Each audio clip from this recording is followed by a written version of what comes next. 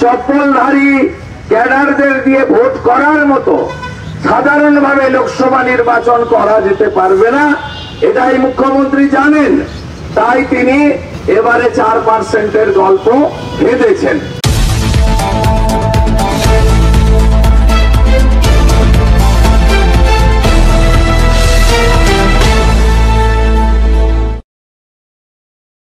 বন্দন করি, প্রণাম জানাই। আমাদের সংগ্রামী যৌথ মঞ্চের বিভিন্ন স্তরে নেতৃবৃন্দ, অনশনে অংশগ্রহণ করা সাথীবৃন্দ এবং আপনাদের হিতৈষী বন্ধুগণ, প্রেস মিডিয়ার সাথীরা, আপনাদের সকলকে আজকের এই বিকালের অভিনন্দন জানিয়ে এটি আজকে আপনাদের যে ঘোষিত কর্মসূচির শেষ পর্যায়ে সুবোধ মল্লিক স্কোয়ার থেকে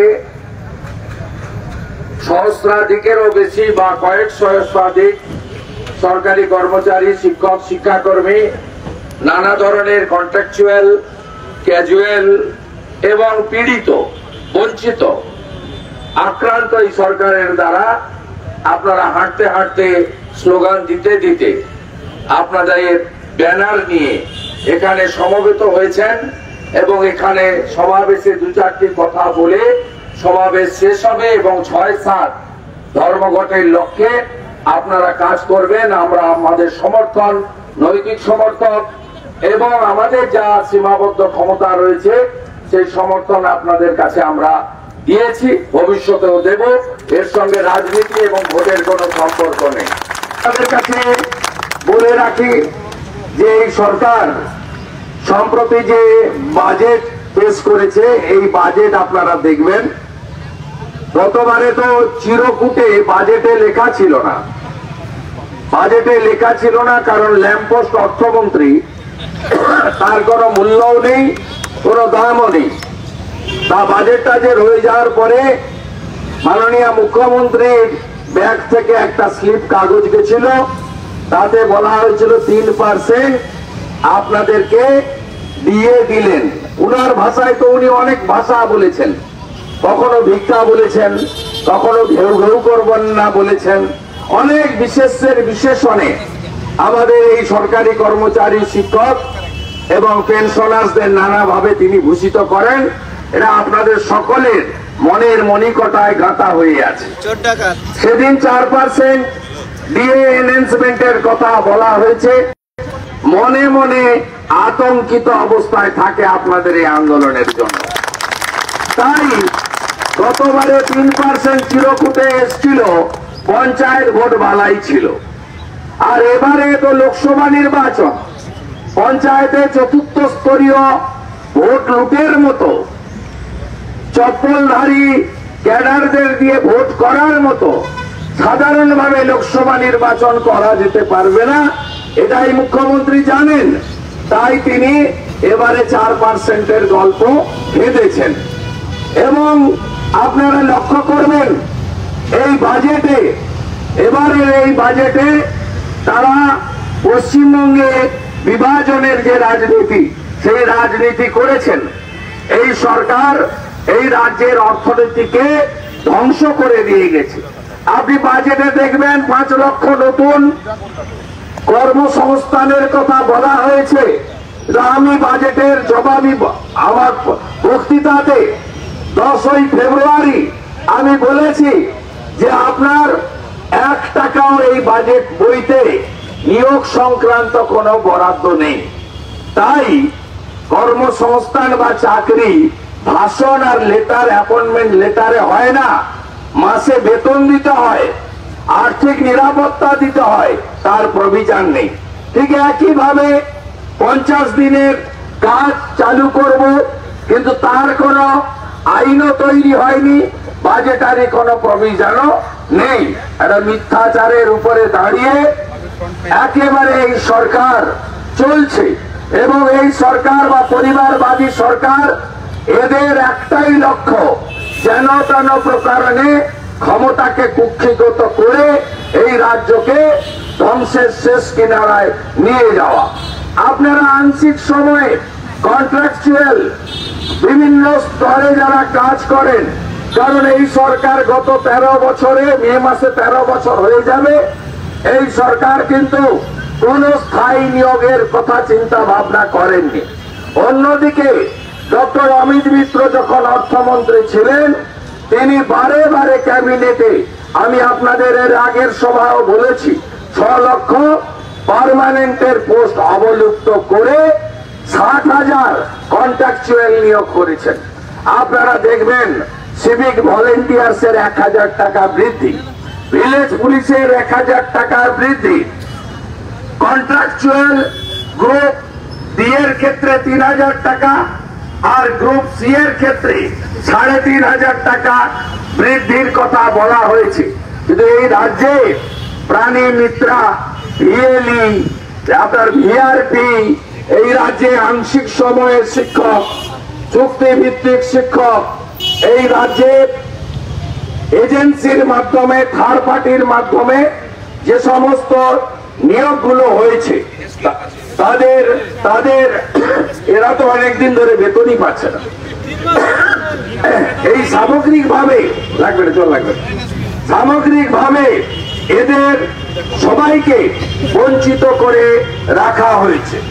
অন্যদিকে বিহার সরকার, উড়িষ্যা সরকার, আপনি যদি তাকিয়ে দেখেন, তারা তাদের রাজ্যে ক্যাজুয়াল কন্ট্রাকচুয়ালদেরকে স্থায়ীকরণ করে দিয়ে ঘোষণা করেছে যে অতঃপর যা নিয়োগ হবে মেধার ভিত্তিতে এবং স্থায়ী নিয়োগ সরকার করবে। একইভাবে আপনাদের দেখবেন উত্তরপ্রদেশ সরকার এই গত দীপাবলির সময় শুধু আপনাদের কেন্দ্রীয় হারে মহার্ঘ ভাতা কমপ্লিট করেনি, পেনশনারদেরকে 7,000 টাকা করে এক্সট্রা দীপাবলি উপলক্ষে এক্সট্রা বোনাস পর্যন্ত তারা সেখানে ঘোষণা করেছে। বিভিন্ন রাজ্য সরকার তাদের যে কর্মসূচির প্রকৃত যারা ইমপ্লিমেন্ট করেন, কার্যকর করেন, আমরা পলিসি মেকার, আমরা বিধানসভায় ল মেকার, পার্লামেন্টে ল মেকার, যারা রুলিং পার্টি তারা ক্যাবিনেটে পলিসি তৈরি করেন, বাজেটে অর্থ বরাদ্দ হয়, কিন্তু কার্যকর করেন আপনারা।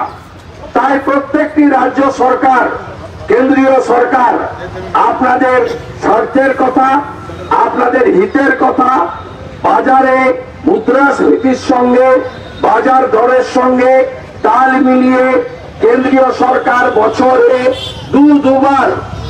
দুবার মহার্ঘ ভাতার বর্ধিতকরণের সিদ্ধান্ত নেন। তাই আপনাদের এই ঐক্যবদ্ধ সংগ্রাম, এই সংগ্রামকে আরো বেশি করে শক্তপোক্ত বলিষ্ঠ করতে হবে এবং যতই দমন পীড়ন করুন না কেন, আজকে আপনারা যে সংগ্রাম করছেন, আপনাদের এই সংগ্রাম নবান্নর গেট পর্যন্ত আপনারা নিয়ে যেতে পেরেছেন।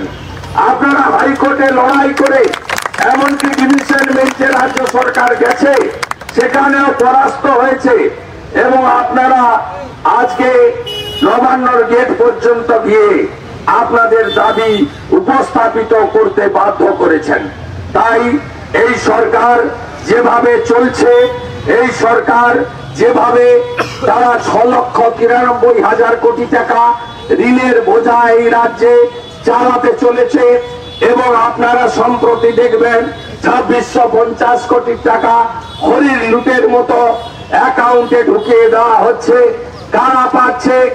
কারা পাচ্ছে তারা জব কার্ড হোল্ডার কিনা, তাদের এমনকি নতুন করে অ্যাকাউন্ট পর্যন্ত খুলে এই টাকা দেওয়া হচ্ছে এবং এই টাকা দেওয়ার জন্য তারা কেন্দ্রীয় সরকারের বিশেষ অনুমতি, বিশেষ অ্যাপ্লিকেশন করেছে 7,000 কোটি টাকা আরো বাড়তি ঋণ নেবে।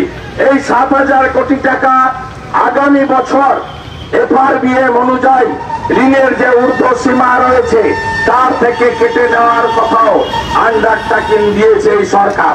কারণ এই সরকার জানে ভোট বড় বা বালাই, কে জিতবে আমি জানি না, কিন্তু পশ্চিম বাংলায় যদি কেন্দ্রের নির্বাচন কমিশন ইসিআই তারা বৈধভাবে ভোট করাতে পারেন, তারা যদি গণনা ঠিকঠাক করে করতে পারেন, কেন্দ্রীয় নিরাপত্তা বাহিনী অবজারভাররা তারা যদি সঠিকভাবে নিরপেক্ষতা রেখে পুলিশের কিছু দলদাস আইপিএস অফিসার তাদেরকে সরিয়ে রেখে এবং গুন্ডাদের সরিয়ে রেখে শাহজাহান শেখদের মতো গুন্ডাদের যদি নির্বাচনের মানচিত্র থেকে সরিয়ে রেখে ভোট করতে পারে, তাহলে এই অরাজনৈতিক মঞ্চ থেকে আমি বলতে পারি, নো ভোট টু মমতা হবে, নো ভোট টু মমতা হবে, নো ভোট টু মমতা হবে, নো ভোট টু মমতা হবে। যাকে খুশি মানুষ নির্বাচিত করবে, তাদের যাকে পছন্দ নির্বাচিত করবে, কিন্তু কেউ মমতা ব্যানার্জির এই ভ্রষ্টাচারী পরিবারবাদী এই সরকারকে তারা সমর্থন করবে না, এটা আমরা বিশ্বাস রাখি। আমি সংগ্রামী যৌথ মঞ্চের এই আন্দোলনে আগে শহীদ মিনারে এসেছি, হাজরা মোড়ের সমাবেশে এসেছি। আমি 23শে জানুয়ারি নেতাজি সুভাষ চন্দ্র বসুর জন্ম জয়ন্তীতে নেতাজি সুভাষ চন্দ্র বসুকে মালা দিয়ে অনশনকারীদের পাশে গিয়ে 1 ঘন্টা তাদের সাথী হিসেবে আমার কর্তব্য পালন করেছি। বিরোধী দলনেতা মানে কোন একটি নির্দিষ্ট রাজনৈতিক দলের বিরোধী দলনেতা নয়। বিরোধী দলনেতা মানে হলো এই রাজ্যের সরকার, সরকারি দলের দ্বারা যে যেখানে অত্যাচারিত হবে, বঞ্চিত হবে, পীড়িত হবে, তার পাশে দাঁড়ানো বিরোধী দলনেতার কাজ। আপনারা 2021 সালের পরে রামপুরহাটের বক্তব্যে মুসলিম মহিলা শিশুদেরকে পড়িয়ে মারার ক্ষেত্রে দেখেছেন। মুখ্যমন্ত্রী যাওয়ার আগে আমরা পৌঁছেছি, আমি পৌঁছেছি। সম্প্রতি মিডিয়ার উপর যে আক্রমণ হয়েছে রিপাবলিক টিভির সন্তু পান, সে ব্যাপারেও আমরা ঝাঁপিয়েছি, প্রতিবাদ করেছি। এবিপি আনন্দের সিনিয়র ভাইস প্রেসিডেন্ট সুমনদের উপর যে আক্রমণ হয়েছে তার নিন্দা করেছি। ইউটিউবার যাদের বিরুদ্ধে সব সময় আক্রমণ করা হয়, সাধারণ মানুষের কথা, আপনাদের কথা, এই সরকার সরকারি দলের ব্যভিচারের কথা, তাদের পাশেও কখনো শফিকুল ইসলাম ভাই, কখনো সন্ময় বন্দ্যোপাধ্যায়, কখনো মানব গুহদের পাশে আমরা দাঁড়িয়েছি। সম্প্রতি এবিপি আনন্দের একজন তাজা সাংবাদিক প্রকাশ সিনহা, তার বাড়িতে আমি পৌঁছেছিলাম। তার বাড়িতে চোখে জল চলে আসবে আপনার যদি দেখেন কিভাবে কলকাতা পুলিশ, নরেন্দ্রপুর থানার পুলিশ তার বাড়িতে ঢুকে আসবাবপত্র, জিনিসপত্র তছনছ করেছে। এ যেন 47-এর আগে স্বাধীনতা সংগ্রামীদের খোঁজার জন্য মাতঙ্গিনী হাজরার বাড়িতে গিয়ে বা সুশীল ধারার বাড়িতে গিয়ে যেভাবে ব্রিটিশরা তছনছ করত, সেই জিনিস আজকে সভ্য সমাজে আমরা দেখছি। এ লড়াই আপনারা চালিয়ে যান। রাজ্যের বিরোধী দলনেতা কথা দিয়ে গেল 6-7 ধর্মঘট আপনার অধিকার। এই অধিকারে আপনি পালন করতে গিয়ে একজন যদি সাসপেন্ড হয়, একজনের যদি ক্ষতি হয়, তাহলে আমরা আপনাদের সাথে আছি আইনি লড়াইতে, রাস্তার লড়াইতে, বিধানসভার ভিতরের লড়াইতে, বিধানসভার বাইরের লড়াইতে, সব জায়গায় আপনারা বিগত দিনের মতো ভবিষ্যতেও পাবেন। কখনো এই মঞ্চে দাঁড়িয়ে আমি যে রাজনৈতিক দলকে প্রতিনিধিত্ব করি তার পক্ষে ভোট আমি চাইনি, ভবিষ্যতেও চাইব না, কিন্তু করজোড়ে বলবো আপনাদের কাছে ইলেকশন কমিশনের ফুল বেঞ্চ কলকাতায় আছে। তারা নিশ্চয়ই আমাদের এই বাংলার বক্তৃতা শুনছে কিনা জানি না, আপনাদের পক্ষ থেকে তাদের কাছে আবেদন করা উচিত যে সমস্ত পোলিং এজেন্টের নামে ভিতরে যে গুন্ডাগুলো বসে থাকে তাদেরকে গুজরাটের মতো ভিতর থেকে বাইরে বের করে বসানোর ব্যবস্থা করা উচিত এবং সমস্ত পোলিং পার্টিতে কেন্দ্রীয় নিরাপত্তা বাহিনী দিয়ে আপনাদেরকে নিয়ে যাওয়া এবং সমস্ত বুথে ওয়েব ক্যামেরা যেন দিল্লি থেকে থাকে, ওয়েব কাস্টিং যেন হয়। কিছু বুথে করলে হবে না, এই রাজ্যে 15 সব বুথে করতে হবে। এই একমাত্র রাজ্য যেখানে 21 সালের পরে 15টা রাজ্যে ভোট হয়েছে, কোথাও পোস্টপোল ভায়োলেন্স হয়নি, এখানে 57 জন খুন হয়েছে। এই একটা রাজ্য যেখানে পঞ্চায়েত নির্বাচনে 55 জন খুন হয়েছে, এর মধ্যে এর আগে ভোট নিতে যাওয়া আমাদের সরকারি কর্মচারী পুলিশ বন্ধুরা পর্যন্ত আক্রান্ত হয়েছে। ইসিআইয়ের কাছে এ দাবি সংগ্রামী যৌথ মঞ্চ থেকে করতে হবে। প্রয়োজন হলে আইনি লড়াই করে আর পশ্চিম বাংলায় আপনাদের যেমন ডিএর হক, আপনাদের যেমন পে কমিশনের দাবি, আপনাদের যেমন এরিয়ারের দাবি, আপনাদের যেমন বদলি প্রমোশন নীতিতে রাজনীতিকরণ বন্ধের দাবি, বঞ্চিতদের জন্য আংশিক কন্ট্রাকচুয়ালদের জন্য নতুন ফ্রেশ নিয়োগের দাবি আছে। সাথে সাথে পশ্চিমবঙ্গে গণতন্ত্র রক্ষা করার জন্য আপনারা পোলিং পার্সোনাল হন, আপনাদেরকেও ভূমিকা নিতে হবে। এই একমাত্র রাজ্য যেখানে গত পঞ্চায়েত ভোট 23 সালে 1 কোটি গ্রামের মানুষকে ভোট দিতে দেওয়া হয়নি। আমি অনেক লড়াই করে 3 বার সন্দেশখালী গেছি, যাকে জিজ্ঞেস করেছি ভোট দিয়েছেন, বলছেন না 4টে ভোট আমরা দিতে পারিনি। বিগত 4 বার আমরা ভোট দিতে পারিনি। তার মধ্যে সব দল আছে, হয়তো তৃণমূলের ভোটারও আছে। বলছে না আমাদের ভোট দিতে দেওয়া হয়নি। এটা শুধু সন্দেশখালী নয়, রাজ্যের কোথায় কোথায় আছে আপনারা সবাই জানেন। তাই শুধু ডিএর লড়াই নয়, আমাদের সংবিধান ডক্টর বাবা সাহেব আম্বেদকর দিয়েছে, for the people, by the people, of the people. আমরা মানব না বাংলায় for the party, by the party, of the party ব্যবস্থা। আমাদের সংবিধান রক্ষা করতে হবে, গণতন্ত্র রক্ষা করতে হবে। পরিশেষে আন্দোলনের প্রতি সমর্থন জানিয়ে আপনারা যে কোনো সমস্যায় পড়লে সবটা হয়তো হাতে থাকে না।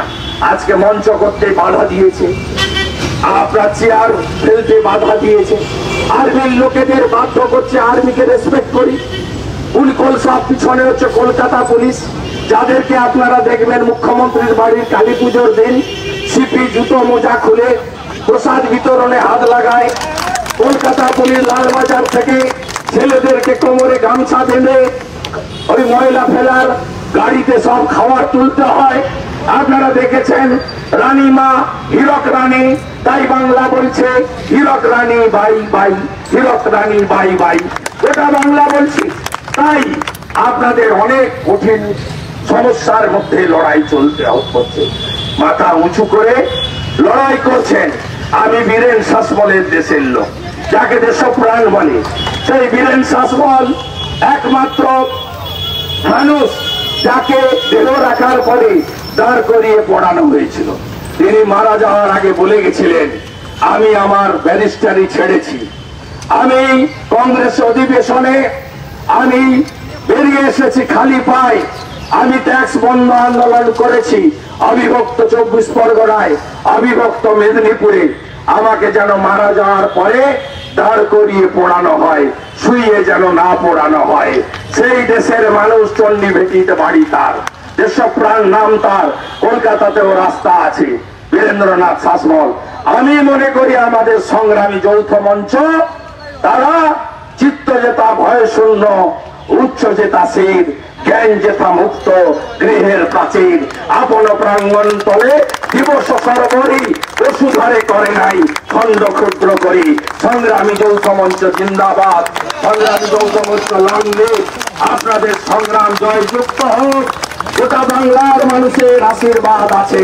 পরিশেষে আরেকবার no vote to, no vote to, no vote two.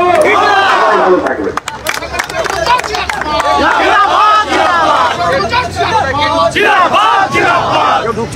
ধন্যবাদ মাননীয় বিরোধী দলনেতা শ্রী শুভেন্দু অধিকারী।